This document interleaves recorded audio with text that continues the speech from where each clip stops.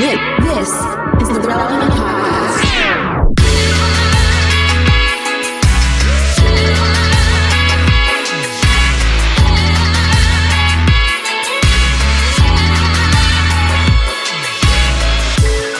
It's episode 998. Holy cow. And it's a Relevant Podcast here in Orlando. I'm your host, Cameron Strang. And joining me from Loverland, Virginia is Jesse Carey. Hello, hello. From Austin, Texas, author, speaker, podcaster, Jamie Ivey. Hey, guys.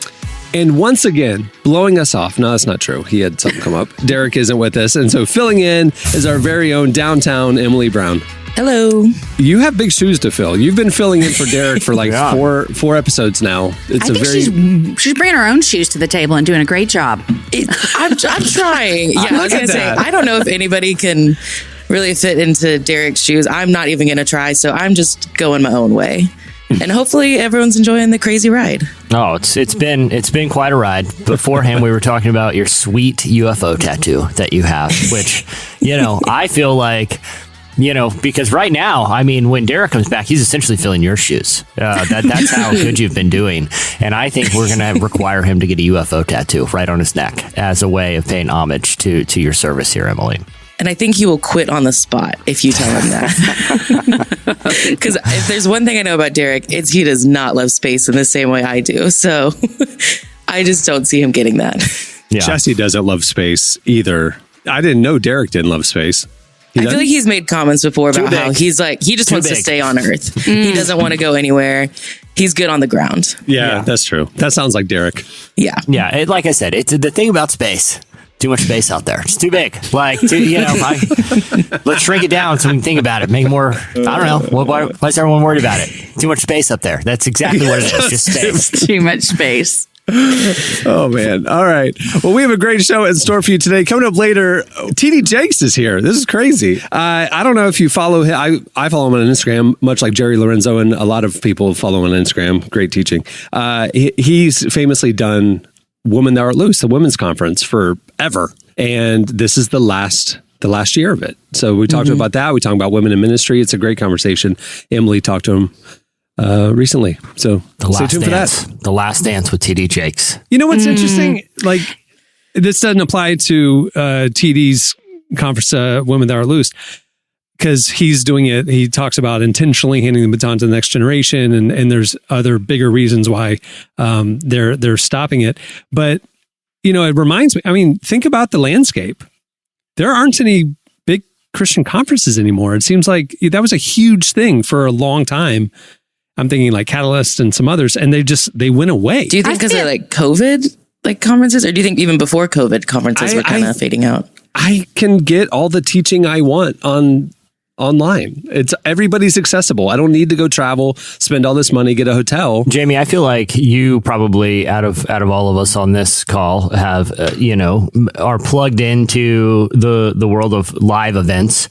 Have you noticed that since COVID, even though a lot of people's lifestyles have returned to some degree of normalcy, that those type of live events just don't seem to be coming back? Is that observation accurate?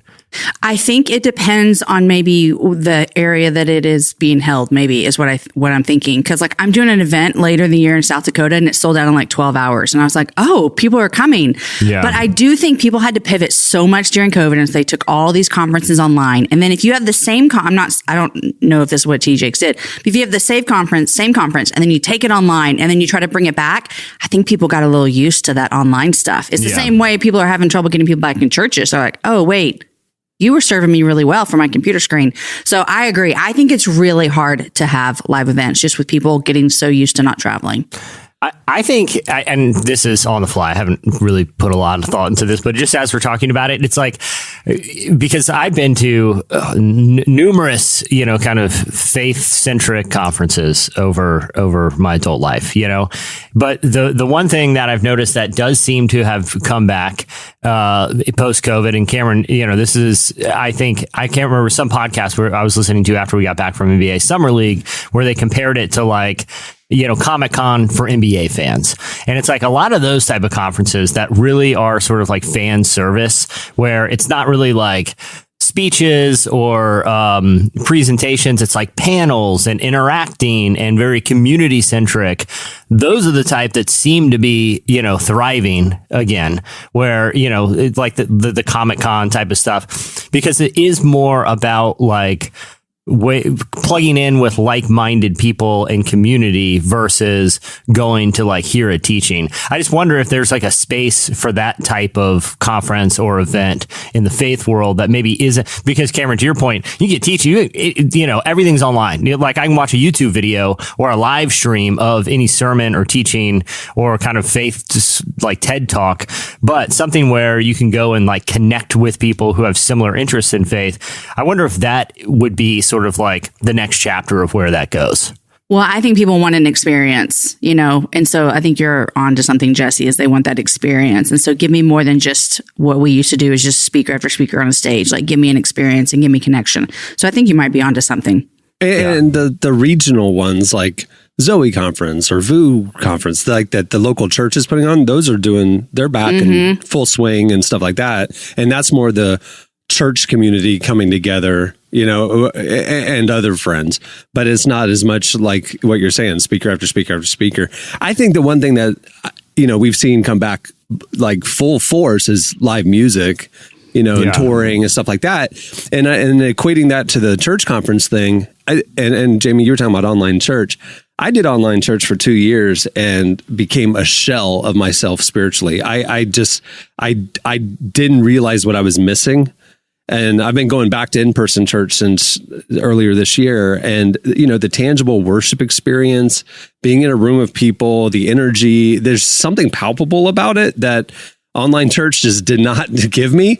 And it's just like, it's not about the teaching. You're right. I can hear the teaching on a podcast as I'm driving to work on Tuesday. It's just like, it's not the teaching. It's the worship, the music, the community part of it that I think, people are craving again. And so, but it's interesting that maybe it's like smaller conferences, more community-based, interactive conferences, as opposed to mega conferences where we're just sitting there being entertained. I don't know. Yeah. I mean, we've had this conversation 1,000 times about the difference between like church events and sporting events. And sporting events obviously are like, they're 100% back. Am I wrong about that? I mean, no one's having trouble filling stadiums.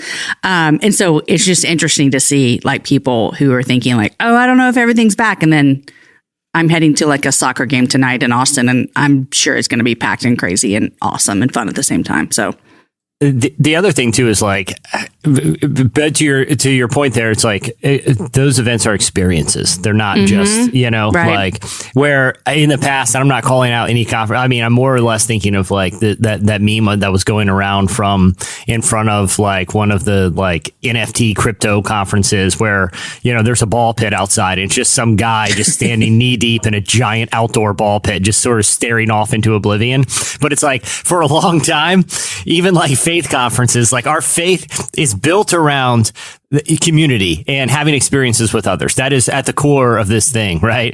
But for a long time, it was like, that was the experience is out in the parking lot, and the parking lot is just a giant ball pit, or like, a just Papa Shot. It's Catalyst. You're talking about Catalyst where they have the stupid gimmicks and Ferris wheels and stuff. But I'm saying, I'm not pointing. I love the Catalyst guys, and ironically, Tyler Reagan just texted me, so his ears are burning. I love the Catalyst guys, but I'm not just saying I'm not saying it's just that conference. We've all been to even like churchy stuff where there's just some like, instead of actually kind of thinking through, well, this is a conference that's basically a mix of teachings and sort of these like TED Talks with, kind of interesting thinkers.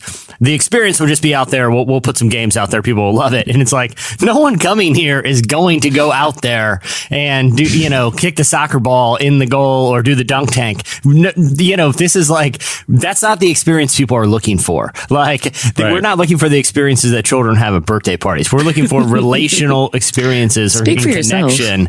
There is nothing sadder. I'm sorry. There's nothing sadder than that parking lot. Okay. I remember very specifically the very last Catalyst I went to, a ministry company spent a lot of money. I'm talking 6-figure money to do this big interactive gamification thing in the parking lot. And then while you're there playing the game or whatever, like you're getting introduced to the brand, right?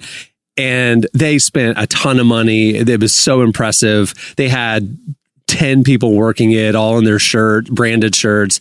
Nobody was there, not one person. And they were off to the side a little bit, and you could see them bored and longingly looking at you. Will you please come over here? And that keeps you from going over there. You know what I mean? It's like, I don't want, yeah. It's so sad when nobody does the parking lot gimmick thing, man. But the thing is, it's not, I am not saying that it's like in that any specific company. I mean, it was for a long time, whether it was like a faith conference or, or something that was unrelated to the church. That was the same. It was the same strategy. You know what I mean? And I'm not blaming any of those brands because they were just trying to find a way to kind of cut through the noise and provide some entertainment for people that are there. But COVID, like I said, has just changed our mindset, like changed what we're craving. To your point, Cameron, when you go to church, it's not necessarily the teaching that you're craving because you've been getting that online for 2 years during the pandemic. Mm-hmm. You want to be around people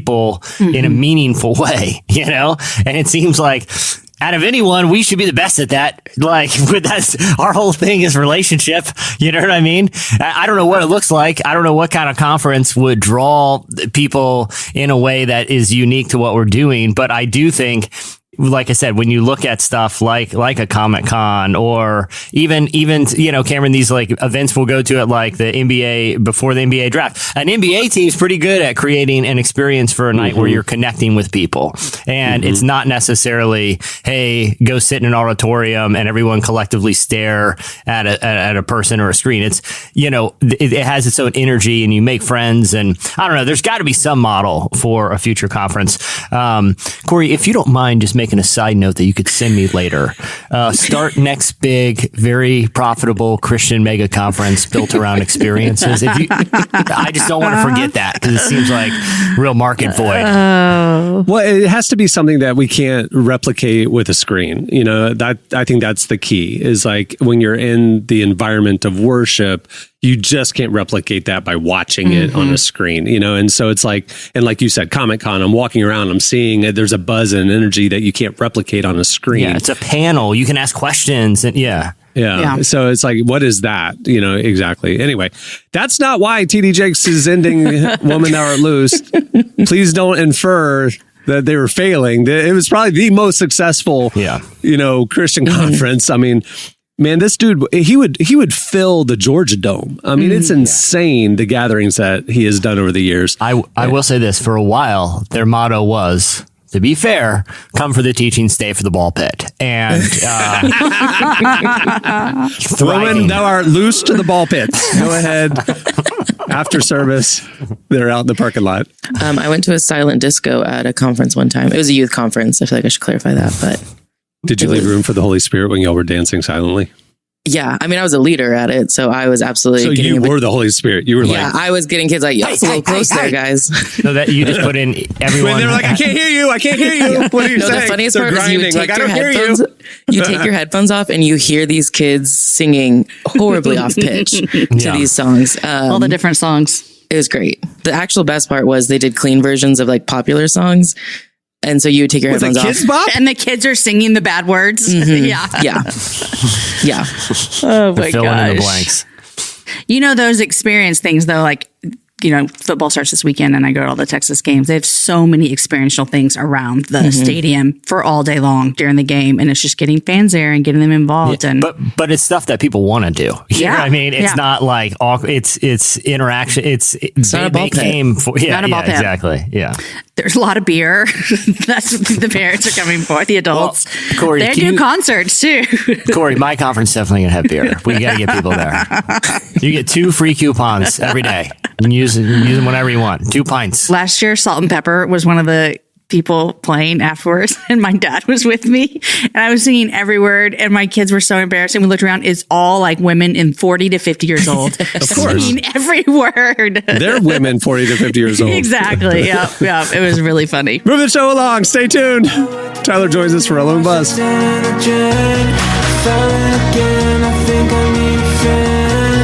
I'm feeling strange and a foreign land. Let's meet a friend so we can see land. Cycle again like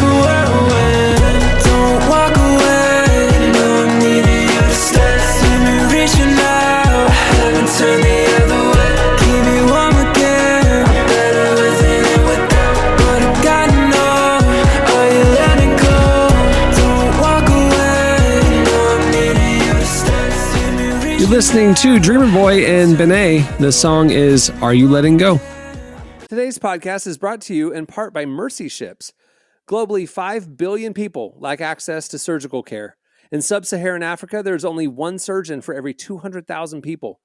Mercy Ships provides free, life-transforming surgeries for people who have little to no access to medical care. They help the blind see, straighten twisted limbs, remove deadly tumors, treat cleft conditions, and so much more. With state-of-the-art hospital ships, they provide safe surgery to children and adults living with treatable conditions, and it's completely free of charge. They do all this work with an all-volunteer crew of professionals who donate their time and talents. Surgeons, stewards, nurses, engineers, and more make the world a better place. Your donation today provides free, safe surgeries to people in desperate need of help. All gifts are matched, so please donate today at mercyships.org/relevant.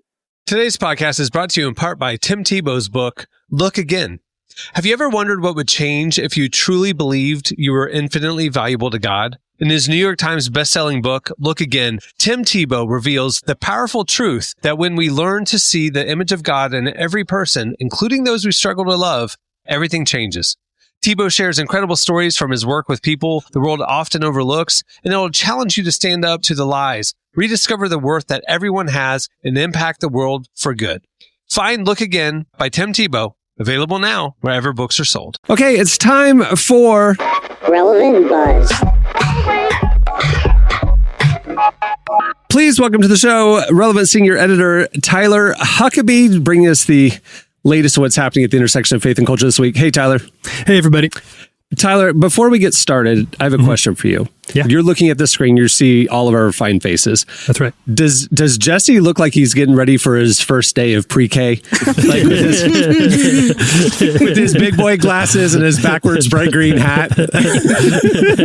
I explain the look. Okay, let me explain. I have an answer, but I'll hear you out. No, let's hear your answer, and then I'll explain, Tyler. I was going more like off-season baseball guy, like they're checking in just to see how the off season's going. No, everything's oversized. Like the hat's like too big, the glasses are too big. But the baseball player, I'm not a sports guy, so I'm already out of my depth here a little bit. But whenever I see a photo of these guys, whenever they're on TV talking, for whatever reason, the hat is a little too big. They are not bothered with the contacts. The contacts are out, so they've got the glasses. And they got a little shade on their beard. They got beards. Yeah. The MLB loves like a 5-day beard. that seems like a big part of the aesthetic over there. I don't think I've ever watched a baseball game on television before. So if I'm wrong on this, I'm more than willing to be corrected. I'm with you, dude. I watch baseball all the time, and I would fit right in, and it's a very cool culture. I go to games. I don't mind like being at the game. I do not watch them on television. That is not interesting to me.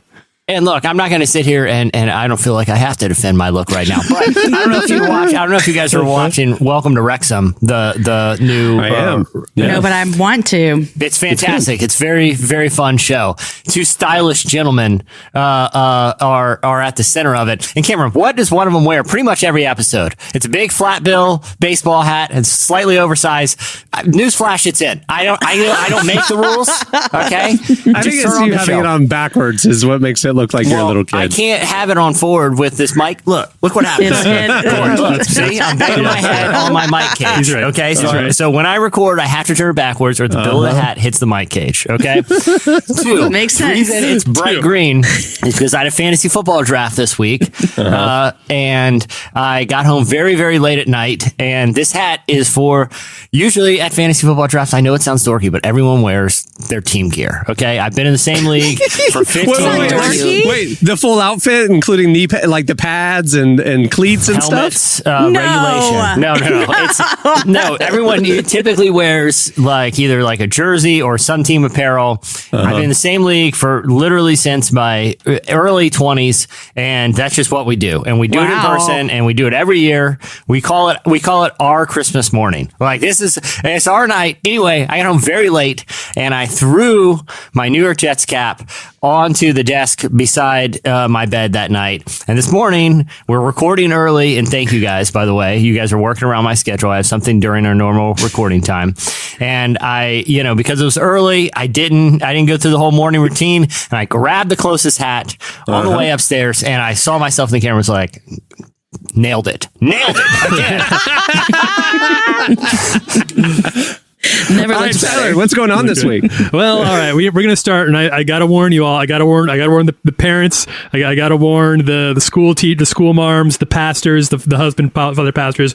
We're going to start out getting a little bit relevant after dark here. And this one, it doesn't start relevant after dark, but yeah, I think you'll see that we're going to get there pretty soon. A new study came out, and this was a study conducted in the UK. So there's a little caveat there because these are British people, and we love our British people. You know how they are. You know how they can be. But this was conducted in the UK by the British National Survey of Sexual Attitudes and Lifestyles, and they found a correlation between strong religious belief and a healthy sex life. Now, this is a little bit surprising to me. I don't know if it's a little bit surprising to you too. Religious people aren't known for their robust and maybe extremely satisfying sex lives, at least in popular culture. But in terms of the actual survey, the numbers don't lie, and they do say that actually going to church more, so having that's correlated with a strong religious belief, if you're regularly attending religious services, is connected to more satisfying sexuality. Now, a few caveats to this, and one of them that I think is very interesting. First up, it is not necessarily, there's not really a correlation in terms of quantity. If you have more religious belief, you're likely having less sex than somebody who's not super religious. But it is quality. You're more satisfied with the sex that you're having if you have a strong religious faith. The second that makes sense to me though, because they value marriage and there's an intimacy and a soul tie that is not just frivolous. I mean, I agree.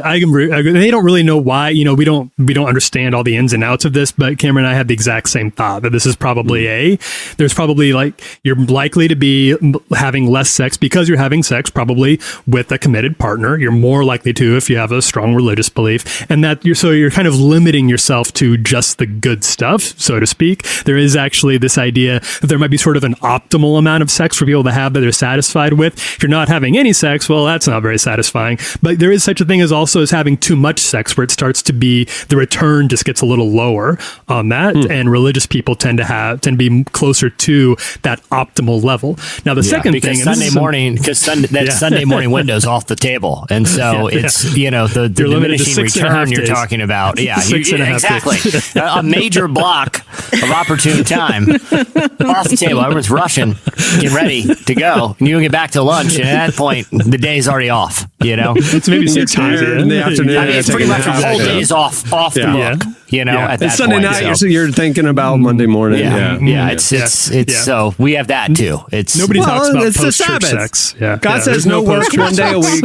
That's not. Yeah, you're lucky if you get a nap. But even these days, at some point you hit an age where it's like that's probably unlikely as well. I'm already prepping. I'm prepping for the week. Or get a little Sunday fun day, and that involves out with friends. Anyway, continue. Emily, what are your thoughts about this study? Sorry, Emily is shaking her head. Congrats for everyone having sex. I'm not having sex. So it doesn't. There was, Emily, this held true for both married and single people. I don't necessarily know why that is, but there is, but the correlation didn't disappear, even among sexually active single people who say they have strong religious beliefs. So, and I don't know exactly what the correlation. That doesn't make any sense. That doesn't make any sense to me either. And this is the other part that doesn't make any sense. You think they would have some guilt and shame around it? If they have a strong faith, they would know they shouldn't be doing that. British. Remember? British. Oh, yeah, the British. Right. Yeah. So all theories kind of go out the window there. But this is where I'd be interested in hearing Emily and Jamie's thoughts on this one. This correlation that we found, I say like I was involved in the study. Nobody asked me. But this correlation that they found You weren't surveyed? Nobody asked me. Well, I'm not British. I would have tainted the entire, I wouldn't have won. We could. You're just across the channel. People who from a British accent would suggest that I would not. I don't think I'd be fooling anybody. But this correlation was very strong for women. It was a very strong correlation between religious women and non-religious women. The correlation almost disappears for men. There is almost no similar correlation between religious men and non-religious men when it comes to their level of satisfaction with their sex lives. And that's something they don't understand it. They don't have any theories about why that might be. And honestly, I'm kind of puzzled too. It doesn't make a lot of sense to me, but they cannot find any sort of connection there. Interesting. So they're saying that non-religious men and religious men feel exactly the same. Mm-hmm. Feel about the same in terms of they're not necessarily there's not like more or less. It's not like religious men aren't happy with their sex lives. They're just not appreciably more happy than a man who's not religious.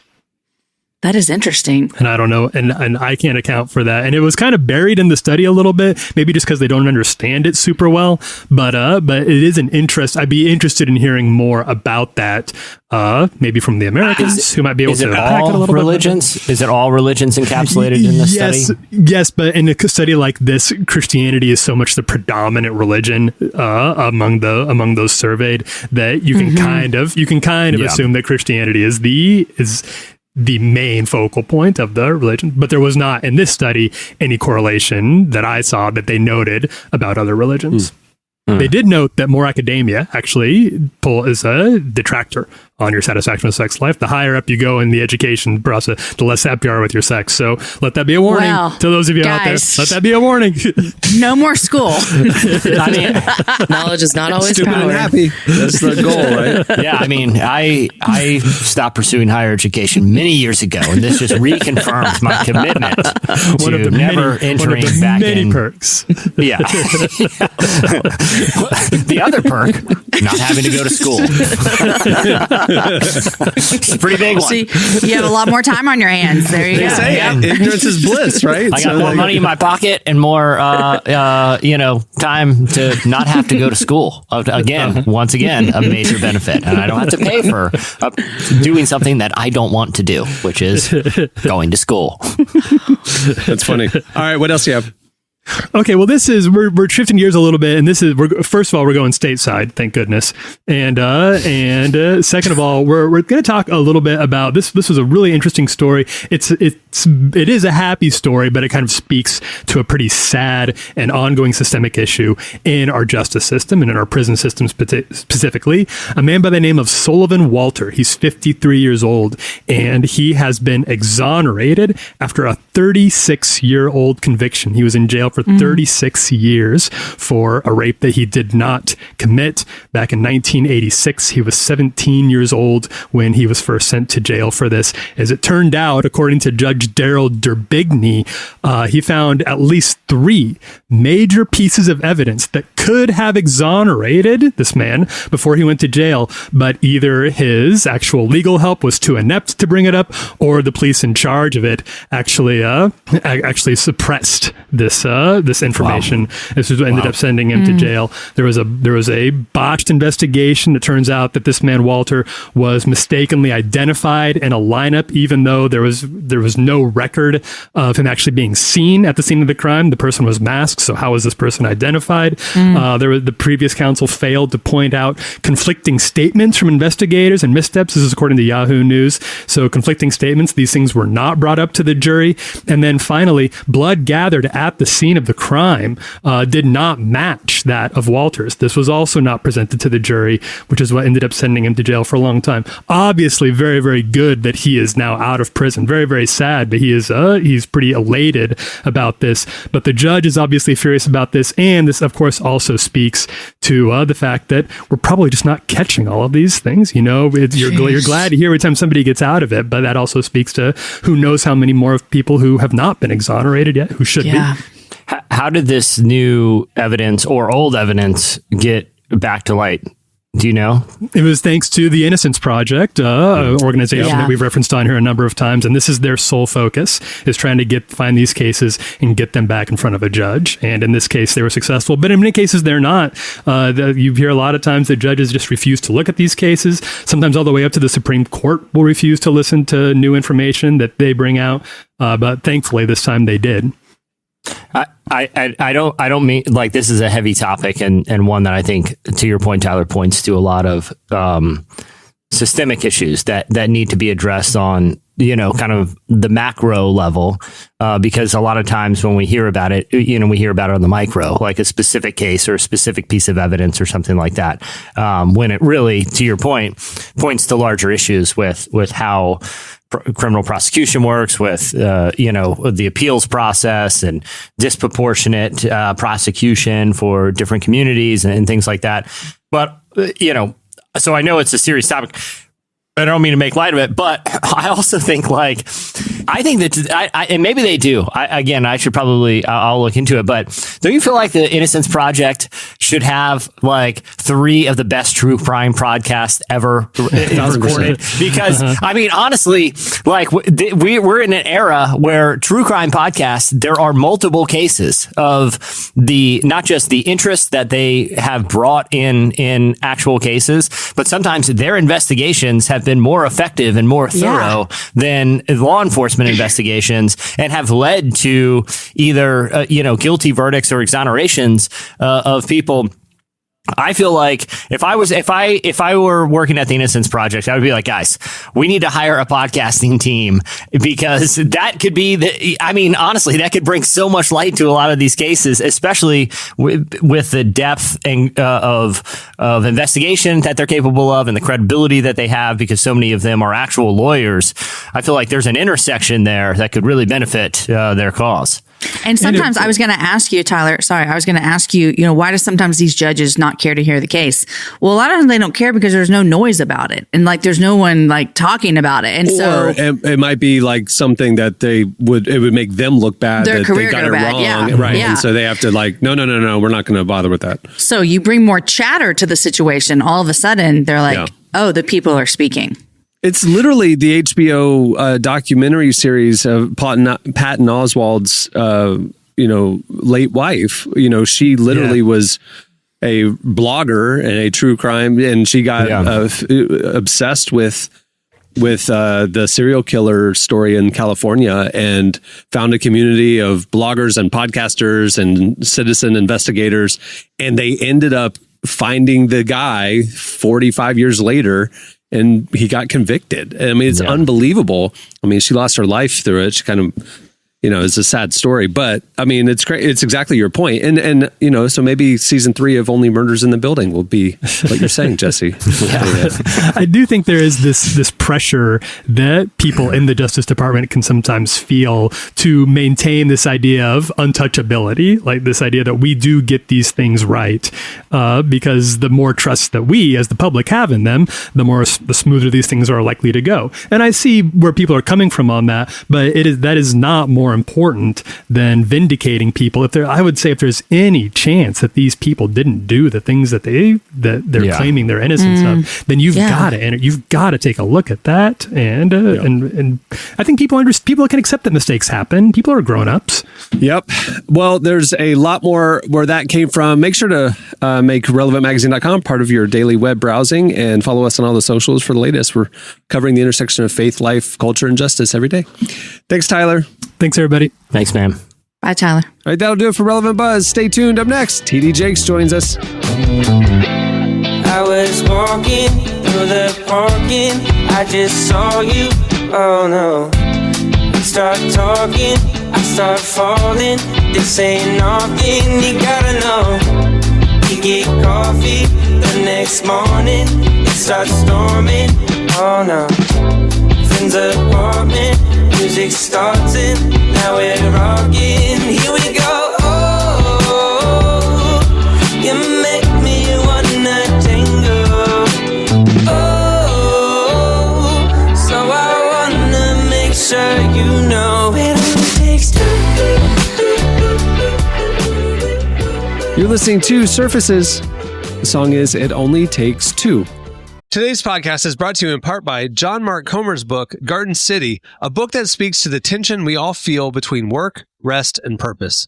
The New York Times bestselling author John Mark Comer takes us to the scriptures to identify what it really means to be human, and flips the script on the idea that who you are matters, not what you do. He shows that God created us for meaningful work and meaningful rest, Both matter. This book helps you ask and answer the big questions. Does God care where I work? Is there a direction for my life? So you can discern God's heart for your calling, your rhythms, and the way His Spirit wants to shape every part of your life. If you're longing for purpose and a more grounded way to live, check out the new hardcover edition of Garden City wherever books are sold. Well, today's show is brought to you in part by the new book, God, the Science, the Evidence. We talk a lot about faith, but how often do we talk about science in the same breath? You might be surprised to discover just how deeply the two actually agree. For centuries, science has been used to dismiss the idea of God, but today an intellectual revolution is underway. Modern discoveries in physics, cosmology, and biology are consistently revealing the same truth: creation isn't an accident. That profound reversal is what engineers Michel-Yves Bolloré and Olivier Bonassi investigate in their international bestseller, God, the Science, the Evidence. This book is a rigorous, evidence-based critique of materialism, inviting you to explore over a dozen scientific, philosophical, and historical domains. It shows that what was once seemed impossible, that science could point to a creator, is now supported by a vast and convergent body of evidence. With over 400,000 copies sold in Europe, this book is sparking a global debate.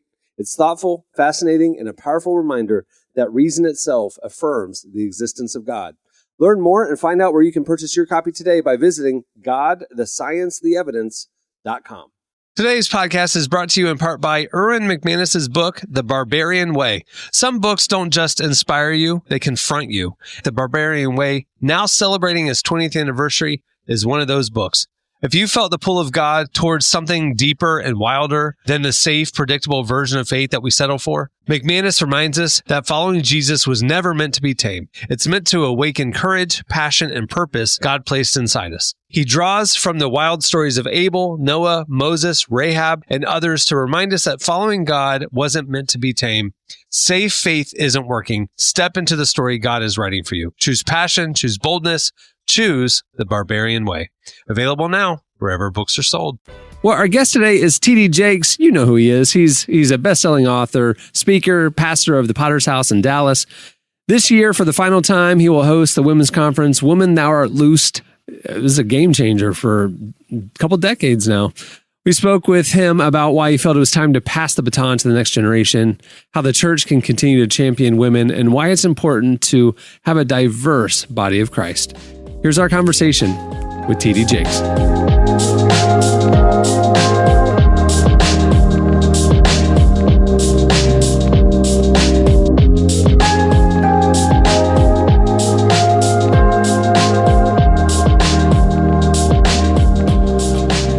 I am really excited to talk about the Woman Thou Art Loose conference and its big finale. How are you feeling about that? Well, I'm excited about it. It's certainly an opportunity for reflection for me to look back over the span of almost 4 decades of ministry and to see what has been accomplished and what has been done in the lives of so many women and the various ways that we've communicated with them, not only the conference, but the books and the music and all of the variations.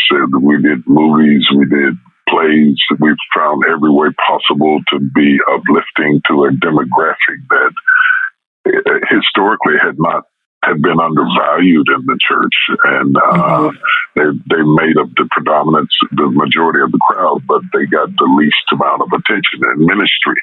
And so I felt it was incumbent upon me to kind of get something started that really spoke to and address some of the needs that my wife and I had noticed that were going on in our local church. It started out as a Sunday school class, and gosh, to see what all came out of it has been utterly amazing. Mm-hmm.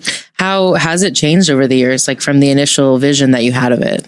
You know, I think that as times change and as you mature, your message takes on different nuances. And I think it has matured over the years as women have evolved over the years. Their roles have evolved over the years. They're in positions of leadership and power that initially were not available to them, and not just in the church, but in the corporate world and in the political world and every aspect of our society. The new definitions of the emergent woman has developed and evolved with time.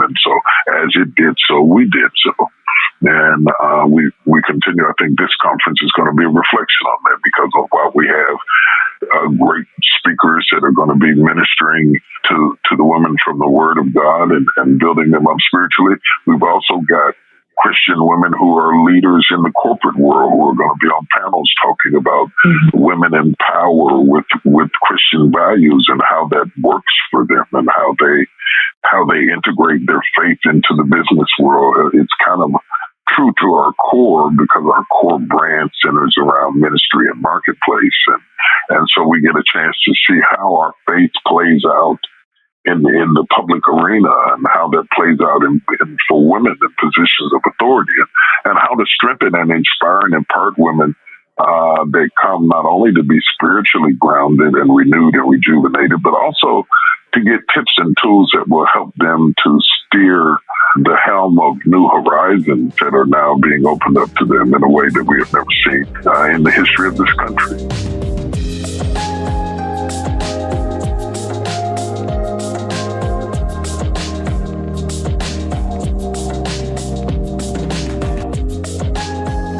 Just even in my own lifetime, I feel like I've seen more and more women step up, whether that's in the church or, like you said, in a corporate world, and just become leaders, which has been really great.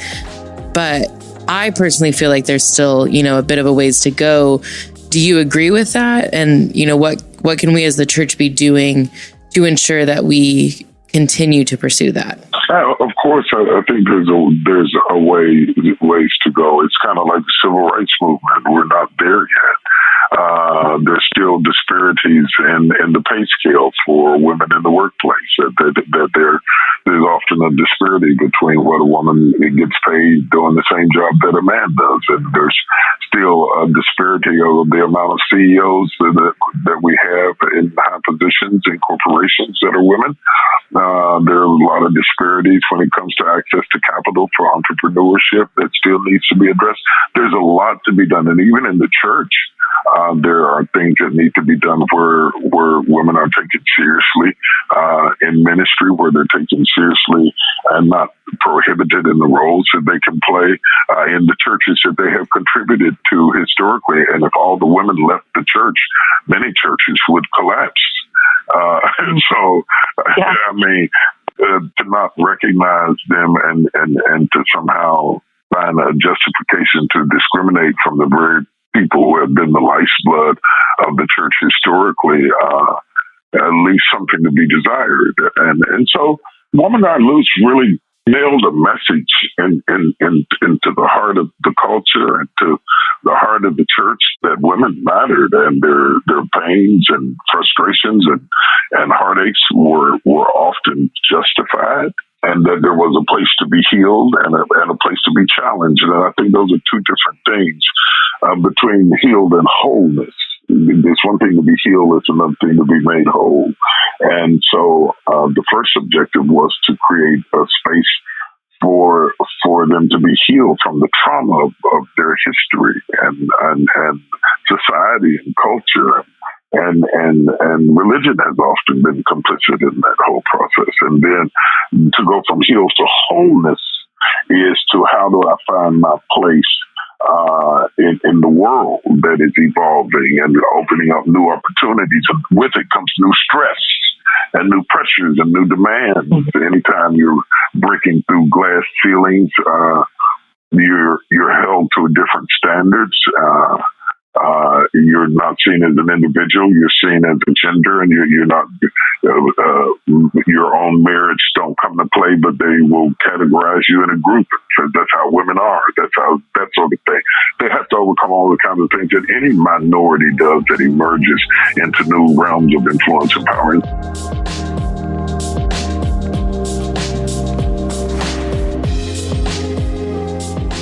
Because you've been such a champion of women, you've gotten to really benefit from a church and a ministry where there are equally men and women. And, there are a lot of churches that, because of their views, they don't have that. So I would just love to hear, how does having really the full body of Christ in ministry with you, how does that impact you daily and just in your ministry and your faith? Oh, diversity is so important. I mean, in the corporate world, everybody's talking about diversity, equity, and inclusion. But it's more than a pop thing to say. It gives you a different point of view, a different perspective. When a woman comes to a text, she sees things that a man wouldn't see, and vice versa. When a young person comes to the text, they see things in the text that an older person wouldn't see. So our church has really benefited by our racial diversity, our diversity of gender, our diversity in our leadership. Well, as we sit around the table and discuss ideas and concepts, it is a wise thing to have different perspectives. So that's how you get whole, is when you take different perspectives and put them together. That's what creates wholeness. And so it is certainly, and I've kept up because of my kids, you know, they've kept me relevant. Their perspectives and their views are contagious. It affects you, it rejuvenates you. And my wisdom and my experiences have affected them. And so when you have diversity, we often think about it in terms of race, but also in terms of age, in terms of skill set. You know, not everybody's a preacher, somebody's a teacher, somebody's a thinker, somebody's an administrator. I try to have a wide arc of leadership in everything that I do, because it causes you not to be narrow-minded in your thinking.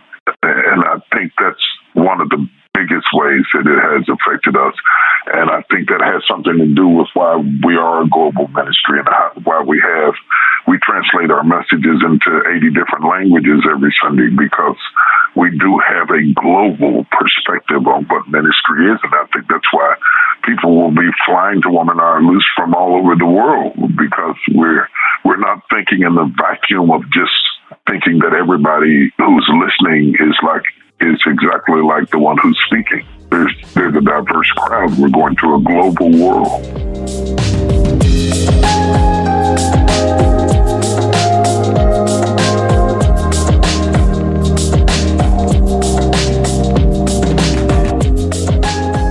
That was TD Jakes. Hey, if you don't follow him on Instagram, you should. It's a nice little refreshing of the timeline when his sermon posts pop up. All right, stay tuned. Up next, it's your feedback.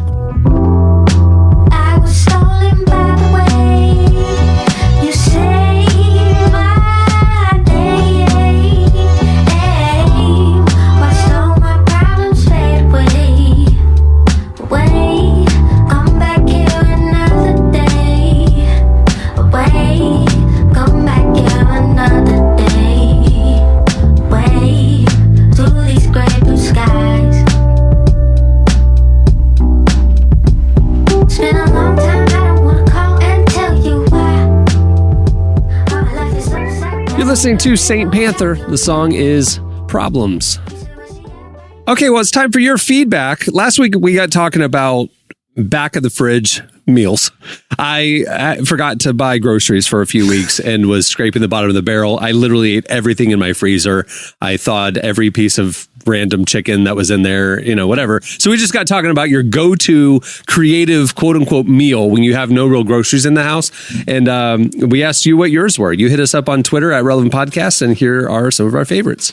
I'd like to start off with Paul's answer, which was ramen noodles plus any random leftover veggies plus any random leftover meat, sesame seed oil, and soy sauce. That's not a leftover meal. I literally had that meal 2 nights ago. I'm staying with my friend. We actually made that. And that was not we don't have anything. That was a planned strategy. So I'm a little offended that that's his go-to creative meal. I would like to know, what's your planned meals? What are you a professional chef? Because to me, we were hyping up that ramen. We thought we were a Michelin star or something. And apparently we're not. So I have some beef to pick. Did you see Fulcher's? Fulcher says he sprinkles shredded cheese on potato chips to make nachos. Potato chips? Or potato chips. I mean, look, I'm a lot of these people I think are geniuses, to be honest with you. I would try that. I mean, why not? I'm not, It's funny he says that. Okay. I'm sorry. Can I do a brief aside? I know we got a lot to get to today. After church this week, the family got home and we found ourselves in this situation. Grocery shopping was on the list for later that afternoon, but we did not stop on the way home. So everyone's home from church. We're all very hungry. Okay. Yeah. So it is time to get creative. And I am making a giant plate of nachos using canned tuna, Old Bay, hot sauce, and shredded cheese. It's delightful. As I'm eating it with my family, I just put it out on the table and that was lunch. We're all just going to eat this. I was thinking, I want to start an all nacho restaurant. Okay, it's called Nacho Average Restaurant. Okay, that's what it's called. And there's two things. There's a menu of custom awesome nacho creations. Okay, or it's a create your own. And when we give you a little iPad and you're clicking stuff and it comes out your own custom nacho creation. Great idea, right? Nacho is a good idea. Thank you. Okay. I got two great ideas. It can be part of my new Christian conference experience. Yes. No ball pit. You get the Nacho Average food truck outside. Yeah. And you're recording a live podcast with the Innocent Project. I mean, and this night doesn't get any better. Solving crimes, exonerating people, eating nachos, and fellowshipping, and no sermons. That's all I want. Zero. There's a restaurant in my neighborhood called Grilled Cheeses, and all they serve is grilled cheese sandwiches. It's along the same lines of what you're talking about. Yeah. Except I think people like nachos way more than grilled cheese. You don't see people going to the movies or a basketball game and being like, ooh, you know, it'd be a great compliment, a grilled cheese sandwich. No, people order nachos. Okay. Yeah. There's so many custom options here. There's so many custom options, including potato chips. You know, I'll give you an iPad and you just start punching stuff in and we'll make it back in the kitchen. Bring out your nachos because it's Nacho Average Restaurant. Okay. Nacho Average Restaurant. Anyway, Kyle seems, he's on next level here. He says, fairly recently, I coupled soft taco tortillas, wrapped a hot dog and some cheese to make what I call a jumbo pig in a blanket. I love it. I think it's fantastic. A soft tortilla, hot dog, roll it up. Why not? Why not? You know? But Kyle, I like that, Kyle. But we do have things called sausage wraps here in Texas. You go to like the state fair, you go to a track meet, you're going to get a sausage wrap. It's basically that. Kyle, good job. Berto Santiago, he's living my kid's best life. He says white rice with Chick-fil-A sauce. And I'm like, that is a back of the pantry struggle meal right there. Everybody's got that box of rice that you don't know why you have it. Yeah. And you know, we carry all those Chick-fil-A packets home from Chick-fil-A. We're like, I need 3 more. Yes, I know. Berto gets what I was talking about. That's genius right there. That's the true struggle meal when those are literally the only 2 ingredients in your kitchen. Right. Yeah. I got some condiments in the fridge door and I got that weird box of rice. I'm not sure how old it is. That's a meal. It's either rice with Chick-fil-A sauce or an ice sandwich tonight. You choose. Those are the options. That's what we got. All right. This is great. Isaac says, we was on summer vacation. Wife and kid weren't home. I love this. So, First off, this is the setup, right? That's absolutely the setup. You gotta like. It's like, well, I don't know, Uber Eats, and I gotta click. That's my buttons. Situation. It's like I'm here alone. I don't feel like doing anything. I'm accountable to no one. I could do the most depraved food thing in the world, and I'm not. No one's gonna judge. And I'm hungry now. Uber Eats and DoorDash these days take like 45 minutes at best, right? They're all over. I was home one time. I had 3 cancel on me. I don't know if I did some bad. I don't know if my reviews are secretly bad, but it's unreliable at this point. Okay. Right. And the fees are just through the roof. Everyone knows this. So anyway, Isaac's home alone. He's accountable to no one. And he says, I needed something quick. So I threw some frozen tots in the air fryer, topped with pizza sauce and cheese, and called it a day. He said it was the best thing he's ever eaten. I'm not going to lie. That frozen tater tots in the air fryer. Delicious. Yep. Topped with pizza sauce and cheese. I would eat that. I'm not going to lie. I'm trying to think of the structure though. Like, are they? I mean, it's like loaded tots, just. Yeah. I think you're just putting it in a bowl and a fork. I don't think you're eating with your bare hands. That's what I'm trying to wrap my around is like pizza sauce. Those ingredients mixed together sound fine, but like functionally, how are you eating it? Yeah, you got a fork. You got a fork for that. I feel like you throw some bacon in there and woo, Although I'm going to be honest, Isaac's home by himself. His wife and kid are there. I wouldn't put it past him to be sitting on the couch eating that with his fingers. Right out of the air fryer box. Didn't want to dirty up the plate because he didn't want to do dishes. Yeah, he's not going to any extra measures here. He's using his fingers. Well, that's like when in college did you guys have hot pots? Because we didn't have like a hot surface in our rooms or microwaves, but it was a pot that I wasn't even aware of hot pot culture until college. We just plug it in and it gets water super, super hot, and you make ramen or whatever you want in there. That was the bowl, right? Like it was where I'm cooking it and it's what I'm eating out of. And it just saved a lot of, I didn't have a hot plate or a hot pot. I had a little, Mr. Coffee maker. Yeah. And that's how I made my ramen. I would put the ramen in the pot and then the hot water would pour on and then you just sprinkle the whatever and you just eat it right out of the coffee. The coffee thing. Did you have a separate coffee maker for your coffee, or did they just? No, okay. I mean, like it's just clean hot it. Water, it's just hot water. It's just hot, I feel like perfect. the flavors. I feel like the flavors would mix in a weird way. They didn't. It's a great way to do ramen. Frankly, I don't believe you. I think you had ramen coffee. See, I had a microwave in my dorm, but whoever designed my building's dorms did not think it through. The way, because the microwaves were like in this like set in the wall, and it was literally right beneath the fire alarm. The amount of times that we had to evacuate because people would like cook something steamy or popcorn even, and they would open it up and the steam would just like set off the alarm. We had to leave the dorm all the time, and it would be like 3 a.m. because someone wanted popcorn and they just couldn't figure out how to not burn their popcorn. That's Ryan at the office. They had the fire. Well, I lived with a lot of Ryans apparently because it happened a lot. Cheesy pitas, just big problem. All right, well, there's a lot more where that came from. You can check it out. Okay, it's time for this week's editorial question of the week. Hey. Okay, so basically answer us on a scale of 1 to 10. How religious are you and how's your sex? That's what we want to know. Tag your spouse. Tag your spouse. Oh my gosh. I have to see the tweets. I do not want to see them. No, I'm kidding. That's not the question. Well, no, here's the real thing. Our 1,000th episode is coming up next week, and we want to hear from you. So for the question of the week, ask us stuff. We want to interact with you guys. And so hit us up. Maybe we'll have some of you guys come on the show.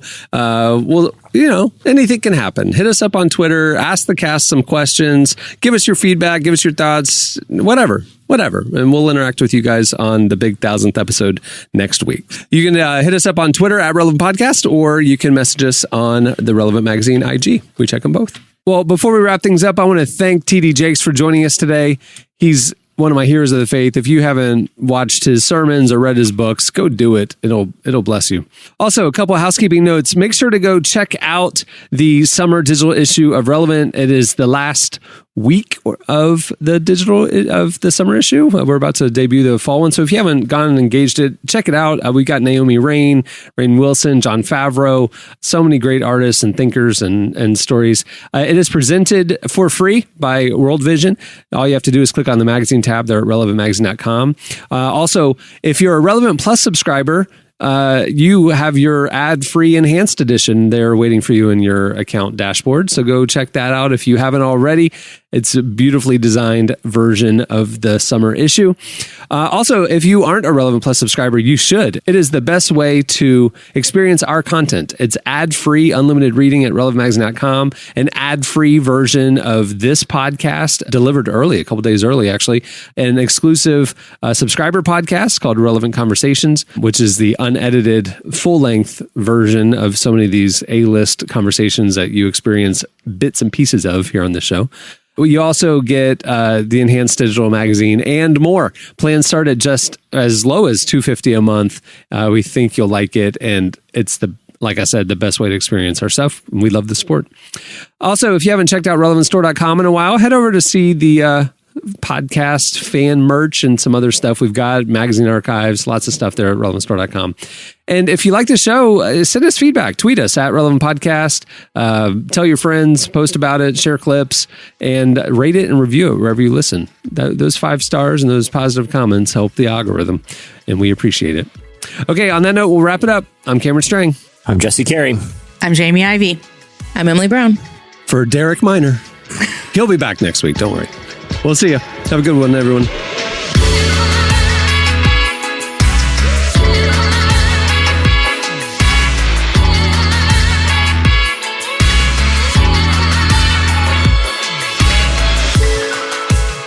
for listening to the Relevant Podcast. Check out our features, interviews, and news updates every day at relevantmagazine.com. And make sure to follow Relevant on Facebook, Twitter, and Instagram for the latest. For more great podcasts, browse the shows on the Relevant Podcast Network, which you can find at our site. And while you're there, don't miss the all-new era of Relevant Magazine. A new issue releases every other month at relevantmagazine.com.